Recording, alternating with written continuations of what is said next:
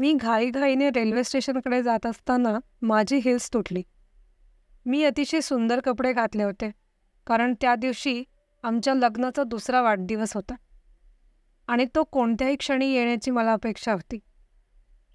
आम्ही आमच्या कामामुळे गेल्या वर्षभरापासून वेगळे राहत होतो, परंतु आता आनंदाचे दिवस परत आले होते. आता आणखी तडजोड नाही. आम्ही शहराच्या मध्यभागी एक अपार्टमेंट भाड्याने घेणार होतो आणि एकत्र शांततापूर्ण जीवन सुरू करणार होतो. माझे मन विचार आणि उत्साहाने भरले होते. तेव्हा अचानक मी एका माणसाशी धडकले आणि जवळजवळ भिंतीवर आदळले. त्या माणसाने कोणतीही तसदी दाखवली नाही. तो माफी मागण्यासाठीही थांबला नाही. त्याऐवजी तो मला दुष्टपणे बघत होता, जणू या अपघातासाठी मीच दोषी आहे. मी त्याच्या डोळ्यातील क्रूरता विसरू शकत नव्हते. भयंकर होते ते डोळे. एक ब्रीफकेस घेऊन कुत्र्यांनी पाठलाग केल्याप्रमाणे तो प्लॅटफॉर्मवरून घाईघाईने निघून गेला. मी माझे केस व्यवस्थित केले, माझ्या नवऱ्यासाठी प्रेमाने विकत घेतलेले लाल गुलाब उचलले आणि पुढे चालू लागले. या क्षुल्लक गोष्टींमुळे मी माझा उत्साह कमी होऊ देणार नव्हते किंवा माझा आनंद हरवू देणार नव्हते. मागचे काही दिवस मी त्याच्या प्रेमात आणि आठवणीत व्यतीत केले होते. मी प्लॅटफॉर्म नंबर 1 वर पोहोचले आणि तो तिथेच होता. ट्रेनमधून बाहेर येताना आमची नजर मिळाली व तो प्रेमाने हसत हात हलवत होता. मग एका स्फोटाने धुराचे लोट निर्माण झाले आणि मी हवेत फेकले गेले. मी मूर्छित झाले. जेव्हा मला जाग आली तेव्हा मी गंभीर जखमी अवस्थेत हॉस्पिटलच्या बेडवर पडले होते. माझे आई-वडील माझ्या बाजूला बसले होते. मी त्याच्याबद्दल विचारणा केली तेव्हा ते बोलण्यापूर्वीच मला उत्तर माहिती होते. मी एक शब्दही उच्चारू शकले नाही आणि अश्रूही काढले नाही. देवाने माझ्याकडून माझा एकमेव अमूल्य दागिना काढून घेतला होता आणि तरीही मला माझ्या शेवटच्या श्वासापर्यंत जीवन जगणे आवश्यक होते. मी तासनतास दिवसोदिवस निश्चल बसले.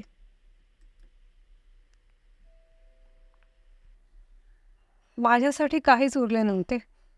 त्या दिवसात माझे आई-वडील आणि नातेवाईक मला आधार देण्याचा सर्वतोपरी प्रयत्न करत होते. मी माझ्या घरी परतले, जिथे त्याच्या आठवणी सर्वत्र रेंगाळत होत्या. त्या घरातील पहिली रात्र उजाड होती. मी का? मी स्वतःला सतत प्रश्न विचारत होते, परंतु उत्तर मिळत नव्हते.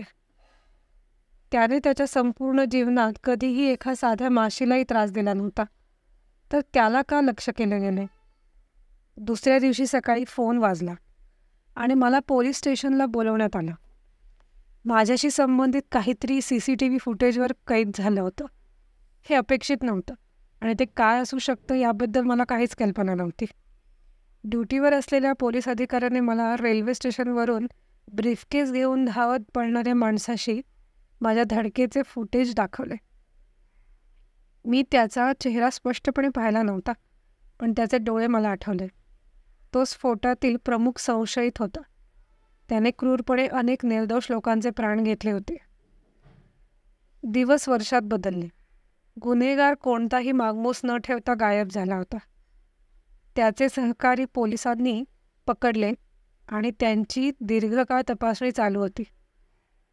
माझी आई नेहमी माझ्या पाठी उभी राहिली. मी अशा जहाजासारखी होते ज्याला कोणताही बंधन नाही. बहुराष्ट्रीय कंपनीत काम करत होते. जेवत झोपत आणि प्रत्येक सकाळी उत्साह किंवा जीवन जगण्याची इच्छा नसताना उठत होते. एकदा जेव्हा मी ऑफिसमधून परत येत होते तेव्हा माझी भेट एका सामाजिक कार्यकर्त्याशी झाली. तिच्या कामाने मला खूप प्रभावित केलं. या कठोर जगात ती काहीतरी चांगले करत होती. मी तिची संपूर्ण माहिती आणि पत्ता मिळवला. मी तिच्याकडे गेले आणि तिने मला दाखवले की ती कसे गरीब आणि गरजू मुलांना मदत करते. तुझ्याकडे जे आहे त्याबद्दल तू कृतज्ञ असायला हवं.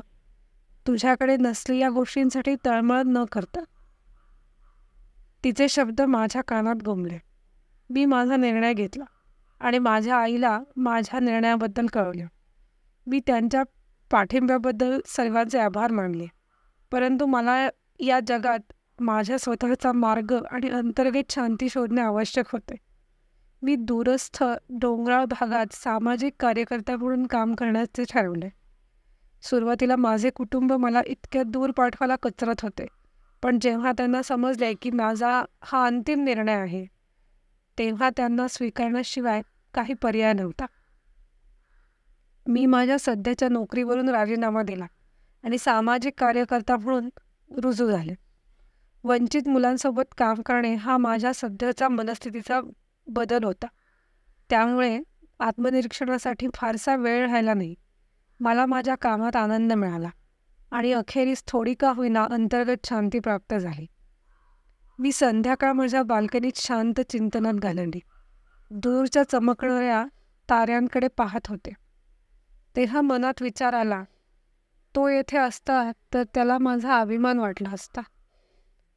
दरम्यान रोहन नावाचा एक विशेष मुलगा माझ्या लक्षात आला. आपल्या आजारी अंथरुणाला खिळलेल्या वडिलांना आधार देण्यासाठी तो जवळच्या कारखान्यात काम करत होता. त्याच्या फुरसतीच्या वेळी तो वंचित मुलांसाठी असलेल्या आमच्या शाळेत शिक्षण घेत होता. तो हुशार होता आणि माझ्या हृदयात त्याचे विशेष स्थान होते. मला कुठेतरी वाटायचे की त्याच्यासारखं मूल असावं, अशी माझी कधी काळी इच्छा होती. या दुर्घटनेला आता 7 वर्ष उलटून गेली. मी शांत झाले होते आणि असे मानले होते की देवाने मला हे जीवन मानवतेची सेवा करण्यासाठी विशिष्ट उद्देशाने दिले आहे. रोहनबद्दल कोणतीही बातमी नसताना 5 दिवस गेले. मी त्याच्या मित्रांकडे चौकशी केली आणि त्यांनी सांगितले की रोहन त्याच्या अंथरुणाला खिळलेल्या वडिलांकडे लक्ष देत आहे, जे 1 वर्षापासून अस्वस्थ होते. मी रोहनला भेटायला जाण्याचा निर्णय घेण्यापूर्वी आणखी 2 दिवस उलटले. मी त्याच्या जवळच्या गावात गेले जिथे तो राहत होता आणि गावकऱ्यांकडून मला कळले की त्याच्या वडिलांना सरकारी रुग्णालयात दाखल करण्यात आले आहे. मी रुग्णालयापर्यंत चालत गेले आणि जशी मी पोहोचले तेव्हा मी एक मृतदेह बाहेर काढताना पाहिले. रोहन मृतदेहाशेजारी उभा होता. त्याच्या डोळ्यातून अश्रू वाहत होते. त्याने मला पाहिले आणि माझ्याकडे धाव घेतली. तो मला बिलगला. तो ढसाढसा रडत होता, म्हणून मी त्याला हृदयाशी धरले. माझी नजर निर्जीव शरीरावर केंद्रित झाली.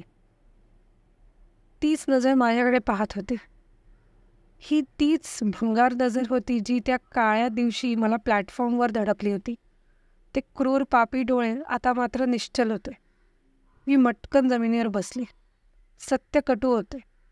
मी माझ्या आयुष्यात या माणसाला असंख्य शिव्याशाप दिले होते, पण त्याच्या मृत्यूने मला आनंद झाला नाही. मी क्षमा करायला शिकले होते. रोहन माझ्या शत्रूचा मुलगा होता, पण तरीही काही तऱ्हेने तो माझे प्रतिबिंब होता. आम्ही दोघांनीही आमच्या हृदयाजवळची गोष्ट गमावली होती आणि हे कठोर सत्य आम्हाला उर्वरित आयुष्यासाठी बांधून ठेवणार होते. मी रोहनचा लहान हात हातात घेतला आणि माझ्या घराकडे चालायला लागले. सूर्य डोंगरांच्या मागे अस्ताला जात होता. माझ्यासाठी मात्र एक नवीन प्रवासाची सुरुवात झाली होती.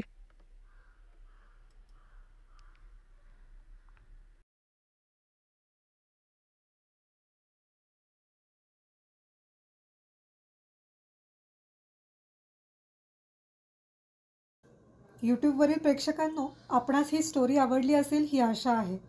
तर मग जरूर या व्हिडिओला लाईक करा. शिवाय कमेंट्समध्ये आपले अमूल्य मत आम्हाला कळवा. आणखी मनोरंजक कथांसाठी पिंपळपान ह्या आमच्या चॅनलला सबस्क्राईब करा व बेल आयकॉनवर क्लिक करून ऑलवर सेट करा, म्हणजे पुढची स्टोरी तुम्हाला लगेच दिसेल.